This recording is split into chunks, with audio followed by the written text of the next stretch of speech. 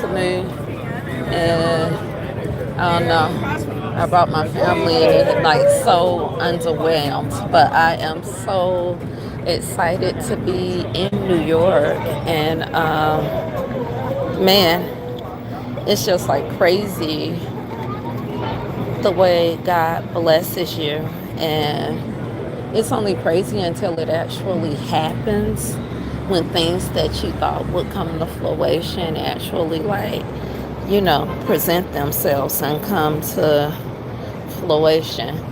And so I am standing in front of um, my billboard. I'm getting ready to turn it around in a minute. And of course, because it's digital, it has several billboards on here. And it's kind of weird because I brought people here with me to see this. And yeah, like I said, they're totally underwhelmed. And that is okay because for me, this is a major accomplishment. Have you ever, like, I don't know, you're excited about something and nobody else is really excited? They like down there ready to go and eat, and I have the patience to stand here. And I'm going to turn this around and wait on my billboard to come up. What's your performance? How was your question? No, Your phone is here. uh, Say Samsung. no, I'm fine, thank you. Okay, give me green light Thank now. you. Uh, okay, while I'm standing here, I'm getting hustled for earbud, which I probably should have in, but yeah, he cute or whatever. uh,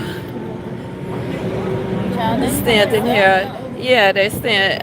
Everybody who's standing here. Um, Hold on for a second. Let me put my earbud in so you guys can hear me. Hold that for me, Ma.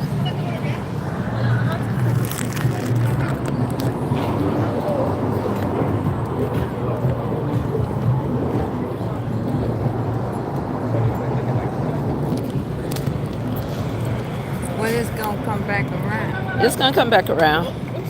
Um, we are in New York waiting for my billboard to come back around. And I was trying to explain to my mom that billboards are digital now. And they put like a bunch of them, and those who had the most money, they hold the longest. Um, but patience is a virtue. And so, you know, we're going to be patient and we're going to wait. I'm just so excited to be in New York right now.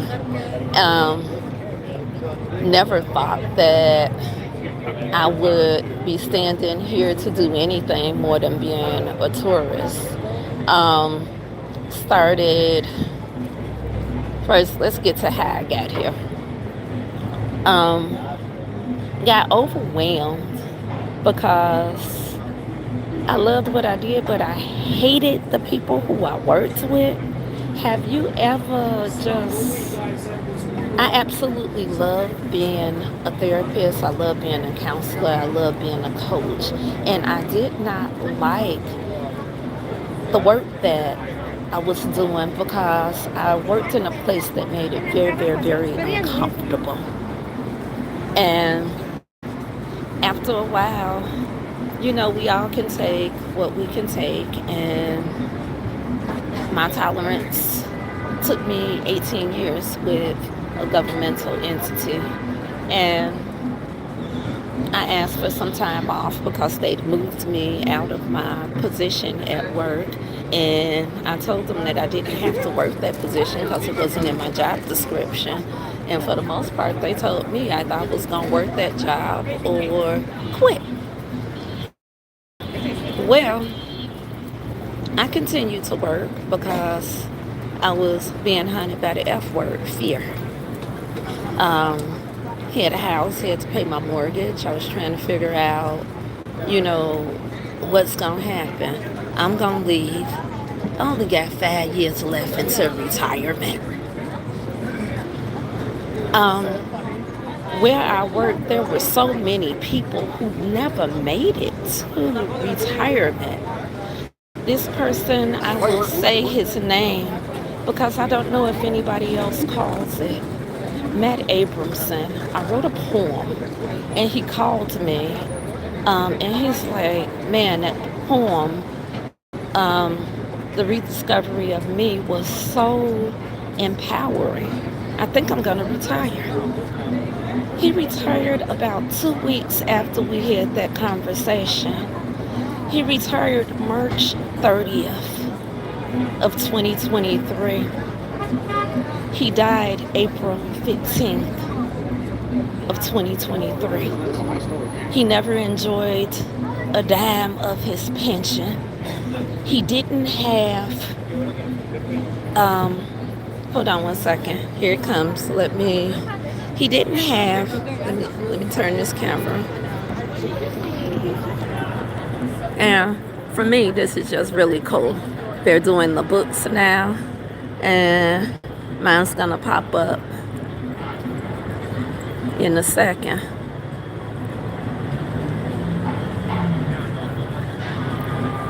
There she go right there. There she go right there. And I'm gonna stand here a few times because for me that is an accomplishment, because I never ever would have thought that I would have even been an author.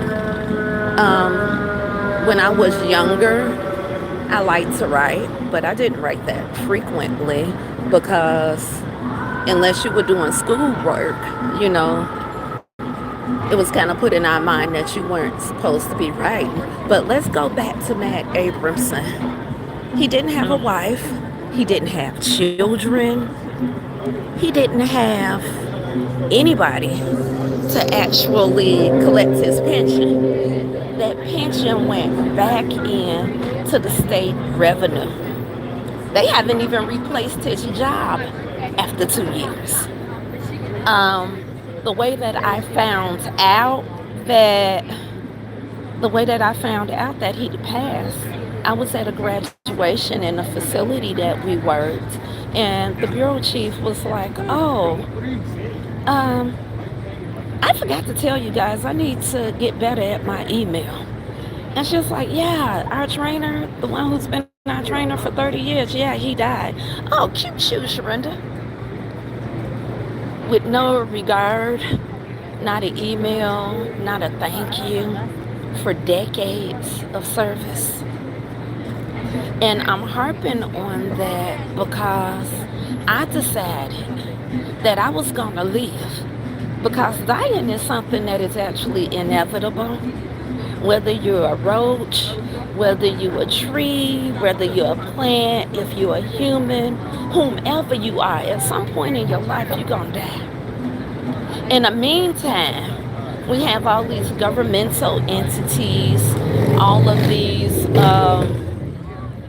social programming, environmental programming, whereas we're afraid to live. We're going to get to living tomorrow. What if tomorrow never comes? Or tomorrow keeps being the next tomorrow and the next tomorrow and the next tomorrow until you're like mad and you finally retire. And 2 weeks later, your tomorrows are done. I'm going to challenge you guys. Think about what you can do to start living today. Because this moment, this second, is all that we have. For some people, it's insignificant that my billboard holds for about 15 seconds and then it rotates again.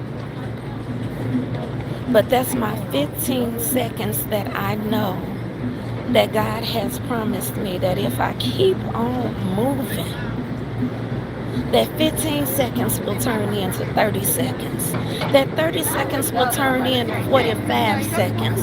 That 45 seconds will turn into a minute. And so on and so on and so on, as I continue to do what God told me, even if I know what I'm actually doing right now, even if I'm in the midst of something, because I asked God for an encounter. And when you ask for God for an encounter, get prepared for that funky part. You know that funky part when you got a negative bank account and you doing what God told you to do, and your bank account is negative, and you like, God, like, bro, what are we doing here? Because you talk to God like the way you talk to him. And you like, you told me to do this, and I don't see the funding. I don't see the resources. I'm standing in Times Square with my mother and my daughter, not knowing how I was going to get here, knowing that life is really crazy right now, but trusting God that through all things, it don't matter what it looked like. It don't matter if it has its funky parts, because, oh yeah, it's going to stink.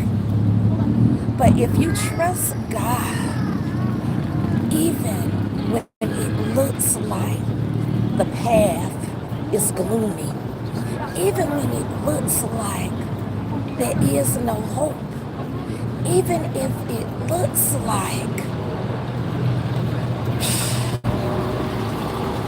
you don't even have the words to describe what it looks like, and you keep on moving regardless of what happens, then God starts to bless you with things that you didn't even pay for. You know, with a billboard, that the amount for it was so low that I may as well not have paid for it. And while I was standing here before we started recording, you know, a few people identified that they had seen me. And that's significant because all my life I've tried not to be seen as a person who's visually impaired. I kind of put myself in a corner, and I liked it there. I helped to build up other people without highlighting myself. And how many of you continuously building up other people and forgetting to highlight yourself, forgetting to say, hey, I'm important, to forgetting to say, let me take a moment for me, to just hug me, embrace me, take myself to this quiet place where I can enjoy the authentic me without concern of who likes me, without concern of who respects what I did, without concern of what people think about me. At one point, have you thought all I really care about is myself? You know, people try to make you think that, oh, that's selfish. Yeah, selfish means thinking of yourself before anybody else. Who in their right mind wouldn't be selfish? If you don't take care of you first, how much are you giving? How much are you giving to other people? How much are you even able to give when you're loving from a broken spot? Like, have you ever had a spouse who is loving you the way that they think you need to be loved? And first off, they didn't even ask you how you wanted to be loved, but they are loving you in a manner that they love themselves. And then you come to the conclusion, like I did after 20 years of marriage, you ain't know how to love me because you had never learned how to love you. And so being able to forgive out of being in various relationships in a broken space, when you love out of brokenness, how can you really love? How can you really love when you're loving out of brokenness? How do you even know how to love when you're loving out of brokenness? And you learn to accept what people give you because they're giving you more than you giving yourself. Think about them giving you more than you give yourself. How can anybody become complacent with that? You become complacent with that because what that person is giving you is more than you've ever been able to pour into yourself, because you've always been pouring from the empty glass. That empty glass is when you poured out and poured out and poured out all that you can give. I equate it to, have you ever had the flu? And we just got over a pandemic, so a lot of people can relate, where you tossing your cookies and you're regurgitating and you're throwing up and there is nothing left, and you start to throw out bile, and that bile that breaks down the food in your stomach, it starts to break down as well. And so you're starting to push up, and even the bile is gone. And it's painful. And you're starting to choke.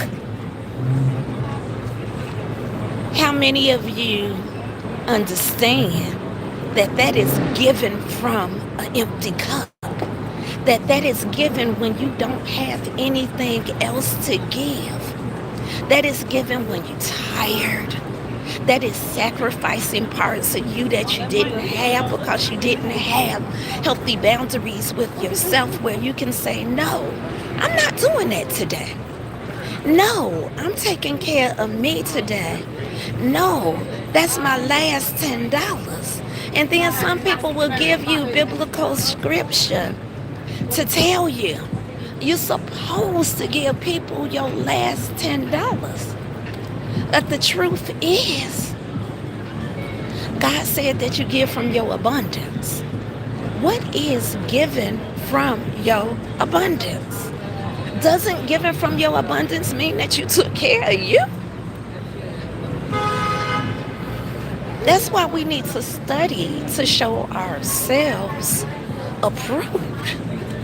Because I know I am a child of God. However, I had to read and understand for myself, because a lot of the things that we have learned, not because the Bible is not true, because the Bible is a true document that happens to be his story, that has a character in it, that if you find yourself in that character, you can find yourself out of your situation. Because they went through some mess and they got up. And finding yourself out of stuckness, using what has already happened, not just biblically, because you don't have to be a believer to believe. And that's why there's so many non-believers who are living their best lives while they're here, as opposed to when they leave here. They have no idea where they're going. They are not even thinking about where their spirit is going. And they keep walking and they walk. Even, I'm going to tell you the truth, even the dope man. The dope man believed that if he sell a certain amount of drugs, he can buy himself out of poverty. And it don't matter if he have to keep his head, it'll swivel. It don't matter if he gotta sleep with one eye closed. It don't matter that he can't trust his homeboys. He gonna keep on pushing until that goal is complete. Because it don't matter what it looks like, you're not gonna be able to tell him that he's gonna be stuck in that situation and he's not gonna be able to get out of it. It may be a poor example, but it's the truth. I was on Facebook the other day, and the young lady said,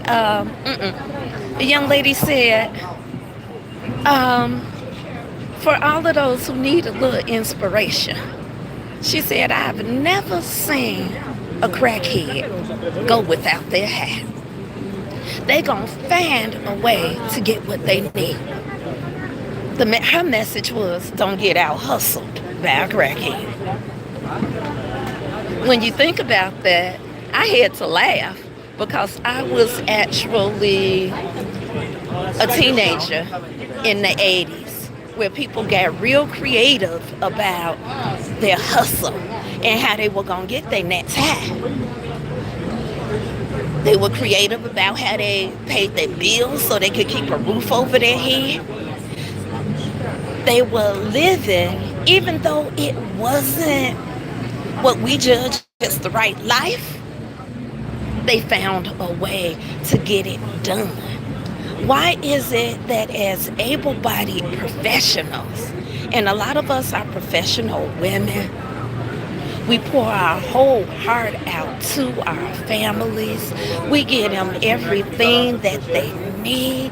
We give those jobs everything that we need. When somebody asks you who you are, you tell them what your profession is, as opposed to telling you who you identify yourself as, and I'm sorry, y'all got my head at a swivel because I don't know what they doing over here, but I'm from Chicago, so it don't matter. We gonna keep it moving. But you're pouring out into everybody else. You're giving to that job, but you don't know how to live in your authentic self. You never even taken the time to find out who you are. When you look in the mirror and say, do you see me? When I do this with a lot of my clients, they start crying. Because yes, they see their image, but they have no idea who they are. Not even the broken parts. They don't even have the words to articulate what needs to be fixed in order to get it done. As we're living in this world, and I don't watch a lot of TV, and I really don't talk about politics, but what I will say is that something provokes me to watch some of the UN, and I was disappointed with what I saw that represented the United States of America. And as we're moving into an uncertain time where the president of Barbados said something that was very true. We're moving back into 100 years ago, whereas women did not have a voice. The only way that we cannot have a voice is that if we choose to be silenced. I decided that can't nobody silence me. I refuse to be silenced. Regardless of what's going on these streets, they having some type of issue a few feet away from me, but as long as it don't concern me, it does not concern me, because I came here for something. I came here for something, not even knowing what that something is. And I'm asking God to lead me and to guide me along the way. And I trust that just as He has kept my mortgage paid, just as I had the money to get here, just as the lights, the water, the gas are still on, and even if they were not on, because I had been in that situation before, I would be content. But that will never happen to me this time, because when God is working in your life, He will never let you down. He will always let people know that when you represent yourself, you are representing Him. And by you representing Him, it may look like you're going to fall, but you are not going to fall. You can be standing on the edge and you will not fall, because God has you. And He lifts you up for no other reason than to let people know God is. On the way here, I got free checked bags that I didn't expect. I got an upgrade on my room without paying for it. A lot of people say that the people in New York are rude. This vacation has been nothing but good to me, so that God can show others that it is possible to do anything that you want to do. I have written a book, The Journey of Rediscovering Me, that has gotten some traction. However, it has not blown up yet. I decree and declare I am a best-selling author. I decree and declare no weapon formed against me shall prosper. I decree and declare that my yesterday does not determine my today. And what I do today, this moment, has everything to do with what happens to me on tomorrow. Tomorrow, I'm going to enjoy New York with my family. We're going to hang out. We're going to have fun. Then I'm going to get back on my grind. Well, I'm not going to get back on my grind because that sounds too complicated. I'm going to put in the work that I need to do to get this webinar done. I hope that October 4th, you guys will come out. October 4th is going to be a weird day for me because that morning I'm graduating from my real estate training program, because my dream is to use my not-for-profit Miraculous Insight to assist people with disabilities with getting fair housing. After that, I'm doing my webinar, which I'm calling a workshop, because you guys are going to come out and learn how to be vulnerable, and how vulnerable is the key to overcoming fear. Vulnerability is the key to taking off the mask. When you take off the mask and you don't care what people see, even when you're the person in the mirror looking, you have the potential to keep moving and change your whole life, because it doesn't matter what people say. It doesn't matter what it looks like, even to you. You're going to keep it moving.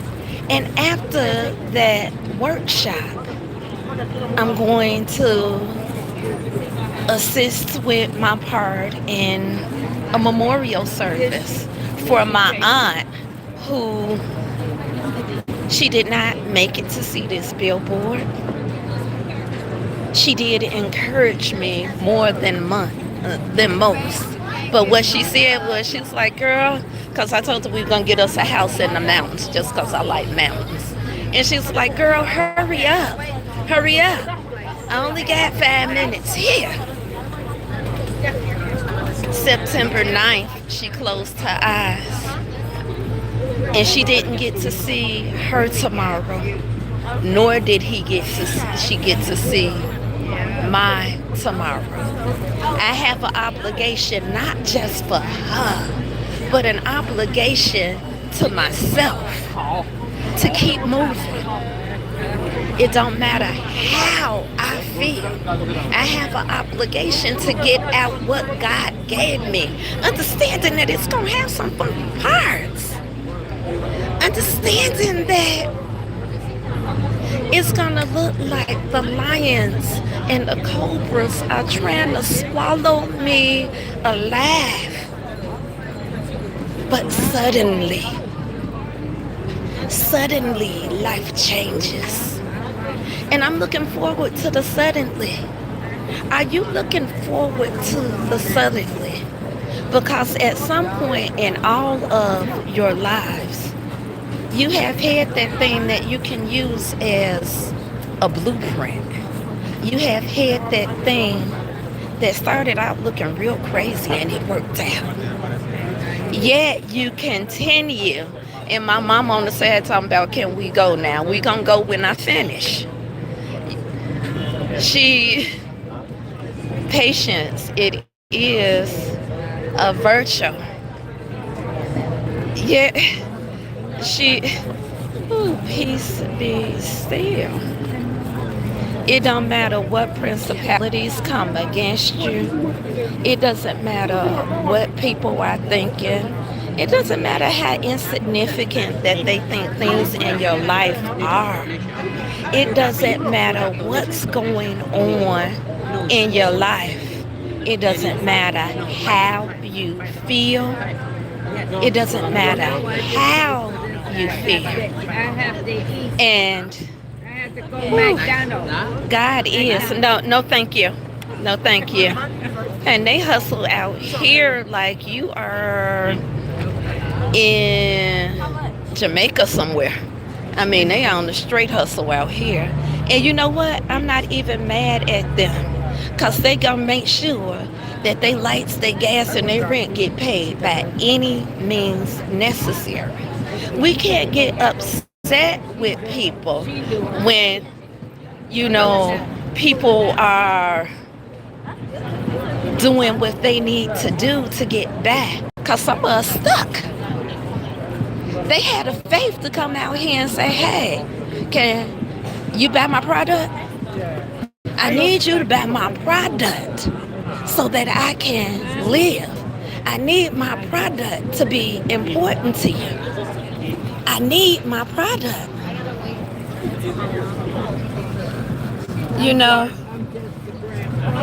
They are out here. They are out here on their hustle, and they are serious.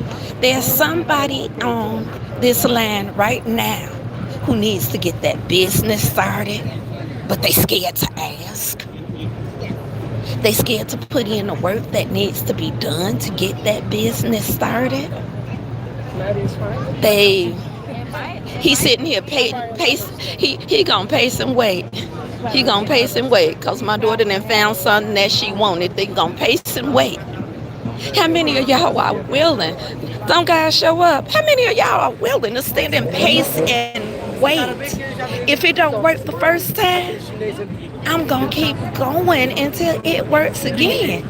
Because somebody is some earbuds. He say somebody gonna buy these earbuds. I'm gonna wait for it. He say I'm gonna wait for these earbuds. It don't matter how long it takes. Somebody got a word that somebody needs to hear. Somebody got a program that somebody needs to buy. But you don't have the patience to wait. They like straight up standing here waiting. How many of y'all can put in the work like a hustler without the grind? Well, you gonna stay and wait. You gonna stay when it don't look good. I guarantee you that somebody done told this dude right here about 100 times. I ain't buying that. But as long as I'm on here, he know that he can't get what he need until I finish what I'm doing. He gonna stand right here and wait. Cause this sale is right here today. He don't know what's gonna happen tomorrow. I need somebody to hear. It's right here today. You don't know what's going to happen tomorrow. I'm gonna go on and get out off of here because I'm hot.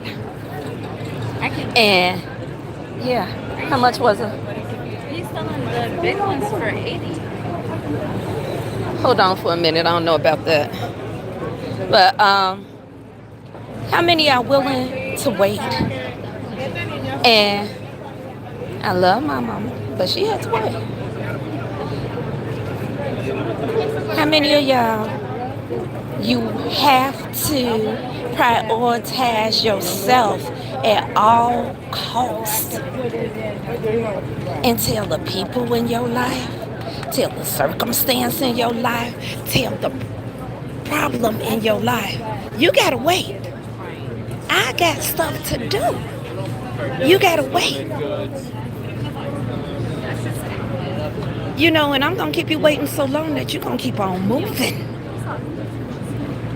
I'm gonna keep you waiting so long that you're going to keep on moving. Principalities at some point will get off of you when you continue to walk. It may get hot all around you, but when you continue to walk, the heat's gonna start to dwindle. Or you gonna get comfortable with the heat.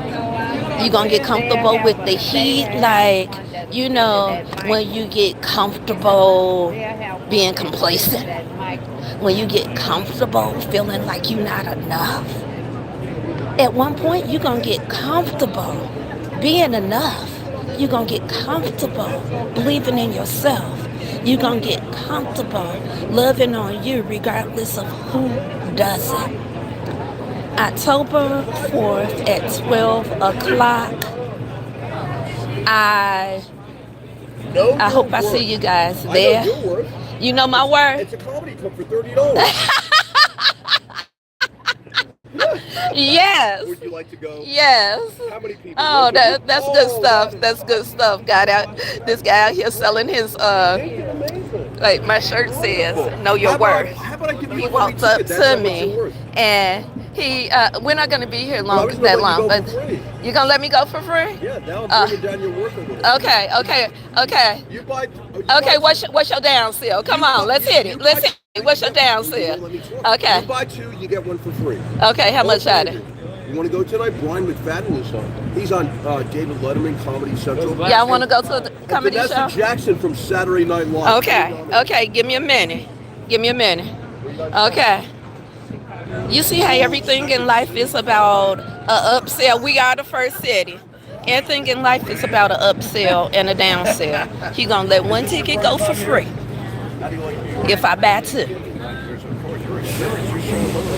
Guy shows up on camera and teaches somebody something. He gonna let one go for free if I buy two. You gotta give up something in life in order to get something in life. Understanding that nothing in life is actually free. It's gonna cost you something. It's gonna cost you your time, it's gonna cost you your money, or it's gonna cost you your life. God bless y'all. I love y'all. I love y'all. And I hope to see you October 4th. God bless. All right, bye-bye. It really looks nice. Would you like your Christmas tree photo now? What? Need your help. How do I turn this off without?